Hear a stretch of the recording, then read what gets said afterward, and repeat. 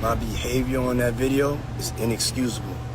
I was disgusted then when I did it. I'm disgusted now. Diddy apologized only after. Sean Combs accused in lawsuits of sexually assaulting 10 and 17-year-old boys.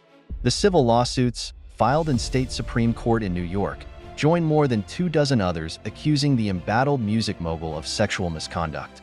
Sean "Diddy" Combs has been accused in separate lawsuits of sexually assaulting 2 boys, one who was 10 at the time and another who was 17. The plaintiffs allege the abuse occurred in 2005 and 2008, respectively. The civil lawsuits, filed Monday in New York State Supreme Court, join more than 24 others accusing the embattled music mogul of sexual misconduct. Supreme Court is a trial-level court in New York State. Among the attorneys for the 2 plaintiffs, both of whom filed their claims anonymously, are Tony Busby and Andrew Van Arsdale, who have said they represent more than 100 people who have claims against Combs. Busby has filed more than a dozen lawsuits against Combs. "We will continue to file cases weekly naming Mr. Combs and others as defendants as we continue to gather evidence and prepare the filings," Busby said in a statement after filing the most recent suits. Both plaintiffs in the 2 suits filed Monday live in California and are seeking a jury trial. In response, Combs' attorneys accused Busby, a personal injury lawyer in Texas who this month held a news conference where he solicited new clients, of seeking publicity. Busby's news conference was held in front of a banner featuring a 1-800 number in large red print that he urged people to call if they wanted to file a claim. The lawyer behind this lawsuit is interested in media attention rather than the truth, as is obvious from his constant press appearances and 1-800 number, they said in a statement. "As we've said before, Mr. Combs cannot respond to every new publicity stunt, even in response to claims that are facially ridiculous or demonstrably false. Mr. Combs and his legal team have full confidence in the facts and the integrity of the judicial process. In court, the truth will prevail, that Mr. Combs never sexually assaulted or trafficked anyone, man or woman, adult or minor. Combs has pleaded not guilty to charges of sex trafficking, racketeering, and transportation to engage in prostitution. He was denied bail and is detained at a New York City jail. His trial is scheduled to begin in May. Federal prosecutors allege he coerced men and women to engage in sex acts and that he would silence victims through blackmail and violence. They also allege that Combs enlisted the help of his staff to aid in his criminal behavior. The indictment mentions 1 victim, but prosecutors have said there were multiple. The man who alleges Combs abused him when he was 10 and an aspiring actor and rapper traveled with his parents from California to New York City in 2005 and met with people in the music industry, according to the lawsuit.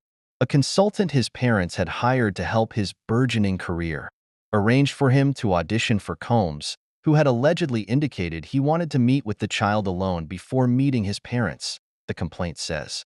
He performed several rap songs for Combs, and Combs told him that he could make him a star and asked him what he would do to be one, to which the child responded, "He would do anything," the suit alleges.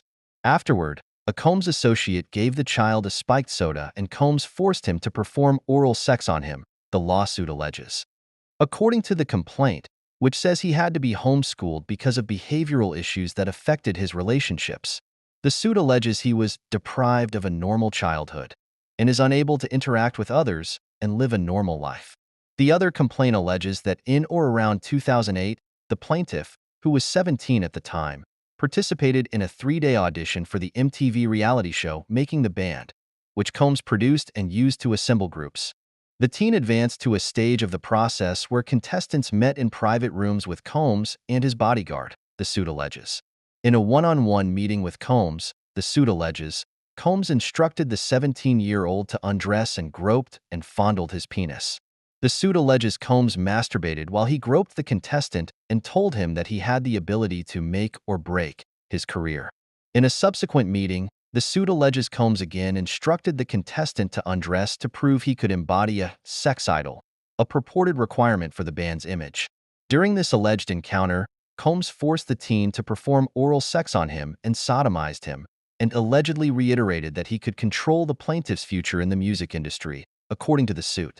On the 3rd day, the suit alleges, the teen was forced to perform oral sex on Combs' bodyguard.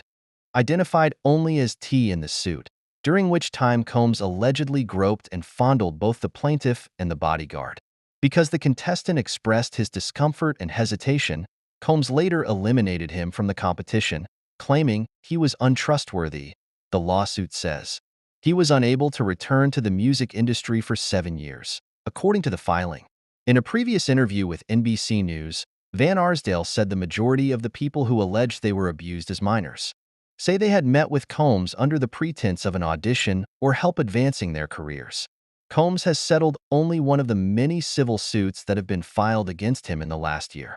That suit, filed by his former longtime girlfriend Cassie, whose real name is Cassandra Ventura and who was signed to his label, was filed in November and alleged Combs had physically and sexually abused her for years.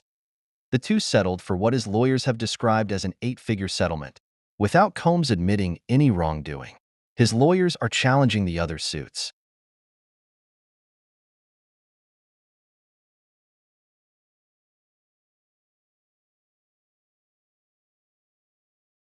I just think there's so many issues in society and things that I'm eventually gonna wanna just speak about. Say now.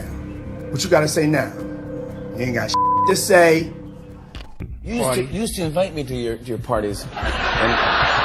And you did. Yeah. You did. I remember I got an invite from you once. This is true. You used to have these crazy parties, and one invite was it self-destructed. After it was you talking, and so you gave us the information of where the party was, and then it said this message was self-destructed. I'm very high concept. Yeah, my mom's single. Yeah, for real. Mom Duke know how to have a good time. She ain't sitting in the house playing. Outside moving and shaking, baby. She come with me to strip club. I don't care. Real. But it gets even weirder. We coming, getting my way. Yeah, Atlanta, I'm bringing something special. Hey, yo, Toronto, Cash, what up? So, we going to Toronto.